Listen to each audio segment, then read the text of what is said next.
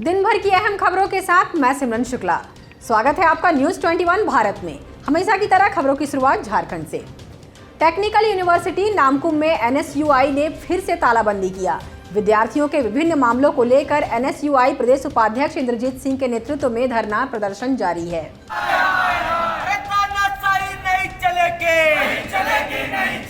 छात्रों को हक देना होगा, परीक्षा नियंत्रक इस्तीफा दो,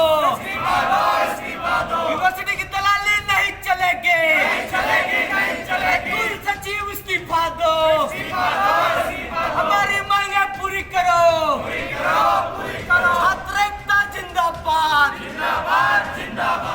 ज्ञात हो कि कांग्रेस छात्र संगठन झारखंड एनएसयूआई के प्रदेश उपाध्यक्ष इंद्रजीत सिंह के नेतृत्व में झारखंड के डिप्लोमा विद्यार्थियों के मामले को लेकर टेक्निकल यूनिवर्सिटी के परीक्षा नियंत्रक का घेराव किया था एवं घंटों प्रदर्शन किया था। विदित हो कि पूरे झारखंड के डिप्लोमा के बैकलॉग के थर्ड सेमेस्टर के लगभग 700 विद्यार्थियों को कोरोना काल में अन्य विद्यार्थियों के साथ सभी को प्रमोट कर दिया गया था, लेकिन अचानक उन छात्रों को बोला गया था कि आप सभी फेल हैं, आपको परीक्षा देनी होगी। 6th सेमेस्टर फाइनल ईयर के कुछ विद्यार्थियों का किसी कारणवश फॉर्म भरने से छूट गया था। उन सभी फॉर्म भरने की अनुमति दी जाने की मांग की थी। राजधानी रांची के शिवालय में ओम नमः शिवाय के मंत्रोच्चारण कर रहे ये कोई आम लोग नहीं, बल्कि समाज द्वारा हीन नजरों से देखे जाने वाले थर्ड जेंडर हैं। ये सारे थर्ड जेंडर कोरोना के संभावित तीसरी लहर से प्रदेश सहित पूरे देशवासियों के बचाव हेतु भगवान शिव को प्रसन्न करने की कोशिश कर रहे हैं। ये सारे भगवान शिव को प्रसन्न करने के लिए रुद्राभिषेक कर रहे हैं। देखिए एक रिपोर्ट।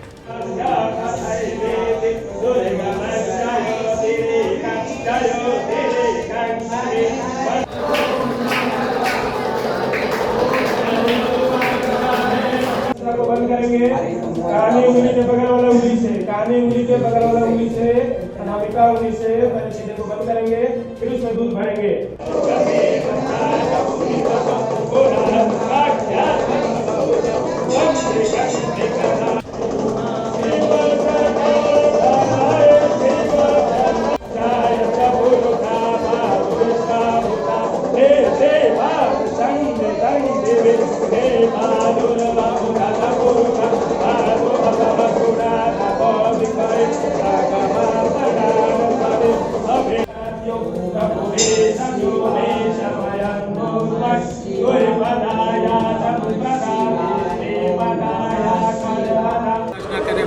रुद्राभिषेक कर रहे हैं, क्यों कर रहे हैं, क्या सोच के कर रहे हैं? देखिए, आज हम सारे लोग किन्नर समाज के यहाँ पे एकत्रित हैं रुद्राभिषेक के लिए। इस रुद्राभिषेक का मेन कारण ये है, जो देश काल में जो अभी कठिनाइयाँ चल रही हैं, या तो कोरोना को लेकर के कई लोगों की परिवार के सदस्य छिन चुके हैं। इस रुद्राभिषेक का यही मेन मोटो है कि हाँ, पूरे देश में सुख शांति फैली रहे, अर्थव्यवस्था सही रहे, सारे लोग के परिवार बचे रहें, सारे लोग अच्छे से रहें, सुरक्षित रहें, संभल के रहें। तो 2 जगह से लोग हैं, यहाँ रांची से हैं और जमशेदपुर से। समर्थन सारे लोग कर रहे हैं? हाँ, सारे लोग का समर्थन है। हमारे अपने डेरे से ही हम लोग को मतलब सब कुछ दिया जा रहा है, सब कुछ किया जा रहा है। हम पूजा पाठ कर रहे हैं कि जो कोरोना महामारी हमारे देश में आई है, वह ईश्वर करे कि हमारे देश से वह चली जाए, ताकि जो आम जनता को इतना जूझना पड़ रहा है, वह इतनी तकलीफ़ों को झेल रहा है। इस वजह से आज हम यहाँ रुद्राभिषेक कर रहे हैं। पहली बार हमारा समाज रांची में या झारखंड में रुद्राभिषेक कर रहा है, क्योंकि हमारा समाज हमेशा पिछड़ा हुआ रहा है। आप जानते हैं, हमारे समाज को कहीं भी किसी तरह का अधिकार नहीं दिया गया, लेकिन आज इतना बड़ा अधिकार हमें दिया गया। उस विषय से हम आज यहाँ पर रुद्राभिषेक करने के लिए इकट्ठे हुए हैं। हमारे समुदाय के और भी लोग हैं, लेकिन समय की कमी होने की वजह से वह और लोग नहीं आ सके हैं, लेकिन जिन्होंने भी यहाँ अपनी उपस्थिति दी है, वह सब ईश्वर से ही प्रार्थना करते हैं कि जो कोरोना महामारी है वह बहुत जल्द हमारे देश से चली जाए और हम स्वतंत्र रहें। और हम हमेशा, अभी देखिए सावन का जिस तरह महीना चल रहा है, सारे मंदिर बंद है, हम आस्था करने कहाँ जाएंगे? आस्था से बड़ा कुछ नहीं है, क्योंकि ईश्वर चाहे तो सब कुछ कर सकते हैं। तो हम ईश्वर से ही प्रार्थना करते हैं कि जल्द से जल्द हमें ईश्वर स्वस्थ करे और पूरे विश्व को बचाए, जिस तरह ईश्वर ने मानव जाति को शुरू से बचाते आए हैं। यही कहना चाहूँगी। व्हाट्सएप ने नया फीचर यूजर्स को दिया है, जिसकी मदद से आप अपने पास के वैक्सीन सेंटर का पता आसानी से लगा सकते हैं और अपने वैक्सीन के स्लॉट की बुकिंग कर सकते हैं।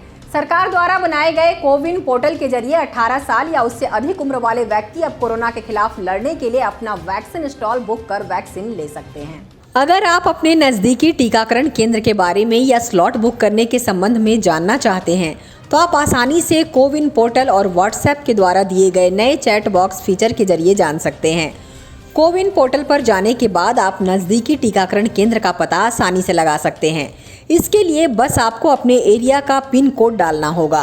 पिन कोड डालने के बाद आपको एरिया के सभी रजिस्टर्ड टीकाकरण की लिस्ट आपके सामने आ जाएगी। पिछले साल भारत सरकार द्वारा मिलकर व्हाट्सएप ने कोरोना हेल्प डेस्क लेकर आया था। अब इनमें ही नए फीचर को जोड़कर व्हाट्सएप ने अपने यूजर्स को नज़दीकी टीकाकरण केंद्र आसानी से खोजने और वैक्सीन के स्लॉट बुक करने की सुविधा प्रदान की है। देश भर के श्रद्धालुओं को झारखंड के प्रमुख तीर्थ स्थलों से जोड़ने के लिए भारतीय डाक विभाग की प्रसादम योजना शुरू की जा रही है। आपको बता दें कि देवघर के बाबा बैद्यनाथ धाम के बाद रजरप्पा के छिन्नमस्तिका मंदिर में भी प्रसाद योजना की शुरुआत की जा रही है। इस प्रस्ताव को लेकर डाक विभाग ने मंदिर प्रबंधन समिति से बातचीत कर ली है।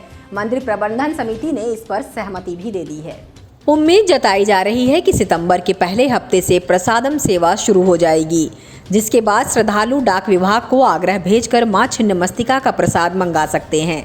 गौरतलब है कि भारतीय डाक विभाग की ओर से देश भर में प्रसादम योजना चलाई जा रही है।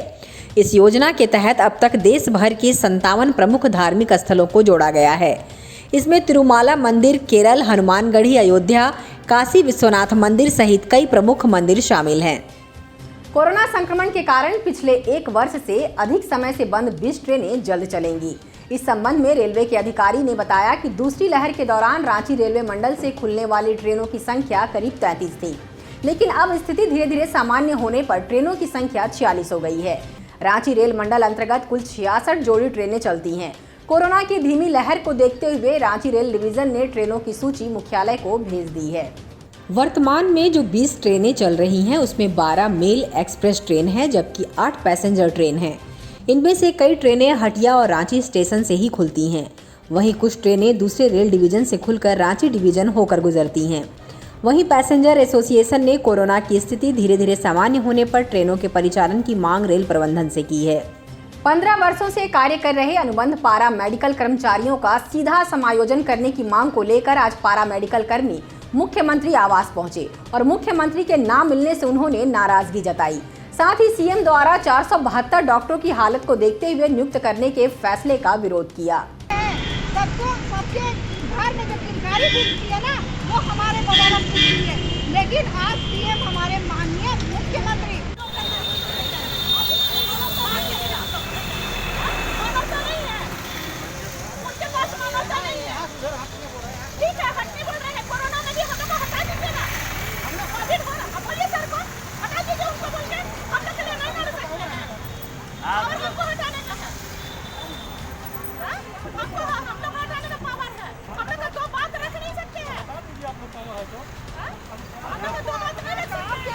हम लोग खुद नहीं मिल सकते हैं तो बात आपको कहाँ से रखेंगे?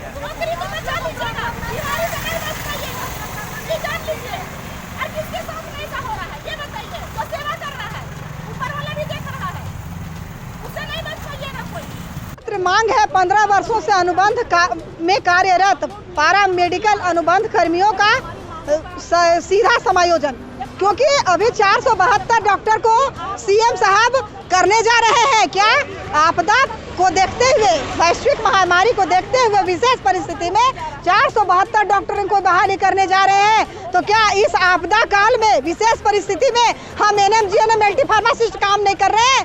रात दिन हम जान की बाजी लगा करके काम कर रहे हैं इस वैश्विक महामारी के दौरान, और सीएम हमसे 2 मिनट मिलना नहीं चाहते हैं। तो गुस्सा नहीं आएगा क्या? क्यों नहीं मिलना चाहते हो हमसे? कारण बताएं। उनके पास हमारी समस्या का समाधान नहीं है। उनके पास सारे हम लोग बोलते हैं कि हम लोग को मात्र 15,465 रुपया का मानदेय मिलता है। एक परिवार चल सकता है इतना कम मानदेय में? बताइए क्यों उग्र नहीं हो? और यहाँ आते हैं मिलने के लिए तो पुलिस लोग कहता है भाग भाग, भगाओ इन लोग को। क्या है, कुत्ता है हम लोग? क्या आतंकवादी है? क्या है? आतंकवादी आ जाएगा तो सब दुबक के बैठ जाएगा। और अभी हम लोग स्वास्थ्य कर्मी है, हम लोग मिलने आते हैं तो हम लोग को कहते हैं भाग भाग। क्या तरीका है बात करने का? मांग पूरी नहीं होगी, क्या करेंगे आगे? मांग पूरी नहीं होगी तो हम लोग उग्र आंदोलन करेंगे, उग्र से उग्र आंदोलन करेंगे, जिसमें कि हमारा अनिश्चितकालीन हड़ताल, हमारा आमरण अनशन और सामूहिक आत्मदाह भी हम लोग कर सकते हैं। नालंदा जिले के बिंद थाना क्षेत्र के बिंद बाजार में बीते शाम ग्रैंड मशीन चलाने के दौरान एक युवक करंट की चपेट में आकर घायल हो गया। जानकारी के अनुसार घायल की पहचान बिंद थाना क्षेत्र के सोनसिकरा गांव निवासी नरेश चौहान के 24 वर्षीय पुत्र रामानंद कुमार के रूप में हुई है। वह अपने लकड़ी के दुकान में ग्राइंड मशीन चला रहा था। इसी क्रम में वह करंट की चपेट में आ गया, जिससे युवक झुलस गया। संथाल परगना के वासियों को आज केंद्र सरकार ने एक बड़ा तोहफा दिया है। देवघर के देवीपुर स्थित देवघर एम्स के ओपीडी का आज उद्घाटन हो गया। मुख्य रूप से यह कार्यक्रम ऑनलाइन उद्घाटन का था, जिसमें केंद्रीय स्वास्थ्य मंत्री मनसुख मांडविया ने ऑनलाइन उद्घाटन किया। बाबा नगरी और संथाल परगना और इर्द गिर्द बिहार के लिए बहुत बड़ा सौगात है। यहाँ एम्स का आज उद्घाटन हो गया। अभी बढ़िया शुभकामना यही देते हैं कि बढ़िया से चले, और जो कमी है अभी भी डॉक्टर और विभाग की कुछ कमियां हैं उसको दूर करते हुए, और जिस तरह का दिल्ली का एम्स है, जैसे सुनने में जो आया है कि जैसे पटना में भी एम्स है, लेकिन वहाँ सुविधा उतना नहीं है। यहाँ सुविधा हो, और हम लोग की तरफ से जो भी सहयोग राज्य सरकार की तरफ से एम्स को चाहिए, हम लोग करने के लिए। सर साथ में यहाँ पहुँचने के लिए जो अप्रोच रोड है हम लोग बहुत जल्द दूर करेंगे। अब उद्घाटन हो गया, अब सारा काम बढ़िया से होगा। जो भी अड़चने हैं वो हम बात करेंगे इनसे, और हम लोग उसको माननीय मुख्यमंत्री साहब से उसको बोल करके कराएंगे। ये सभी पूरे आंध्र प्रदेश के लोगों को, खासकर संथाल परगना देवघर के लोगों को आज ढेर सारी शुभकामना की। आज पवित्र महीने में फाइनली एम्स ओपीडी का उद्घाटन हुआ, और इसमें जो लाखों लोग हैं जो इलाज के बिना डेथ हो जाती है, उनको एक फ़ायदा होगा। और देखा होगा आपने, मैंने मंच से भी कहा कि सभी लोगों के लिए एम्स जो है वो कोई राजनीति का विषय होगा, कोई स्वास्थ्य का विषय होगा। मेरे लिए ये बहुत ही इमोशनल है कि मैंने 22 साल की अपनी छोटी बहन को जो है इलाज के बिना खोया है, और मेरा एमपी बनने का जो मुख्य मकसद था कि आंध्र प्रदेश के स्वास्थ्य सुविधाओं को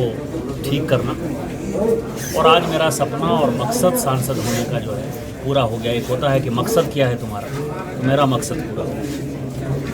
कुछ कमी भी वो पूरी तेज़ी है, उसमें कोई परेशानी नहीं है, और केंद्र सरकार अपने हिसाब से इसको मॉनिटर करती है, और मुझे लगता है कि जल्दी ही ये जून 2022 तक ये पूरा का पूरा फुल फ्लेज्ड ये हॉस्पिटल चल रहा है। जो कार्यक्रम शुरू किया है वह ओपीडी की सेवाएं, जो एक परामर्श ओपीडी की तरह कल से सुबह से शुरू हो जाएंगी।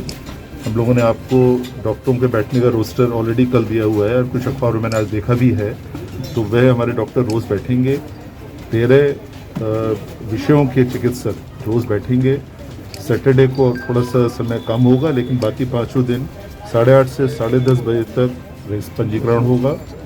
जो मरीज़ 8:30 से 10:30 के बीच में पंजीकृत हो जाएंगे, अभी संख्या हम 200 का टारगेट रख रहे हैं कोविड को देखते हुए, कि बहुत भीड़ ना हो।